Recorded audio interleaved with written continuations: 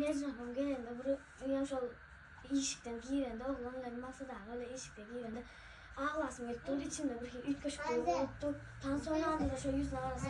Sonra gül diye de benim şöyle gülcek öyle ağzım gülüyor gözümden yaş geliyor. Dediğine gel. Duygun alayım senin. Benim o doktor. Tamam. Bence yapalım o doktor. Tamam. Hiç ki duygu yaşamadık mı? Duyuyor ya. Koynama zat döküldü. Tamam. Su döküldü. Ondan guratça falan duyuyor yaşadım. Tamam. Men koynam bu birazcık geçkiler. Mumka mengziz. Oğlum çağır senin bu. Evet.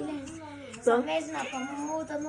Odanca doya çıkıp sıraypam yüzüne kara otururum da sonra ağlasım elde birazcık ağladım içimden. Ağladım.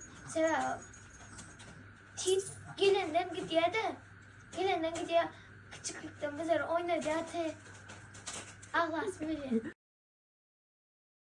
Evet, aklıma gitti. Aklıdan gelip gönderdi gitti. Şaba güldürdü ha. Medine sen? Ne hadi şu atayım ola. Biz de. Her problemimizi ondan uzanız.